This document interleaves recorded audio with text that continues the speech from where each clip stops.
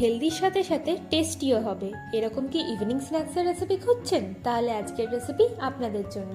By the way, আমি আপনাদের Trisha and welcome to my channel Trisha tasty ট্রিটে। আর আজকে আমি বানাচ্ছি মশালা পাঁপড়। তাহলে চলুন শুরু করা যাক। এই মশালা পাঁপড় বানানোর জন্য প্রথমেই আমি একটা প্যানকে ভালোভাবে গরম করে তার মধ্যে একটা পাঁপড় দিয়ে এইভাবে আমরা সেঁকে নিচ্ছি। আপনারা যদি চান তাহলে এটাকে তেলেও ভেজে নিতে পারবেন, কিন্তু আমি যেহেতু হেলদি বানাচ্ছি তাই আমি এইভাবেই এটাকে সেঁকে নেব। দেখুন, আমাদের পাঁপড়টাকে কিন্তু ভালো করে সেঁকে নেওয়া হয়ে গেছে। চলুন এবার চারটা বানানো যাক। এবার একটা প্লেটের মধ্যে পাঁপড় রেখে তার মধ্যে দিচ্ছি অল্প একটু পেঁয়াজের কুচি, দেব অল্প একটু শসার কুচি, অল্প একটু টমেটো দিয়ে দিচ্ছি,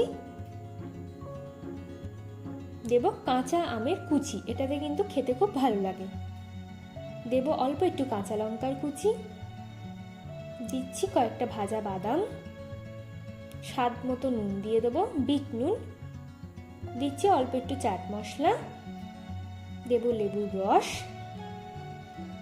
দিচ্ছি অল্প একটু ঝুরি ভাজা, আর দেব কুচনো ধনেপাতা। ব্যাস, আমাদের চাট একদম রেডি। চলুন এবার এটাকে সার্ভ করা যাক। আমার ভিডিওটি যদি আপনাদের ভালো লেগে থাকে তাহলে প্লিজ একটি লাইক করবেন, প্রচুর শেয়ার করবেন, আর এরকম আরও ভিডিও পেতে আমার চ্যানেলটিকে সাবস্ক্রাইব করবেন। টাটা।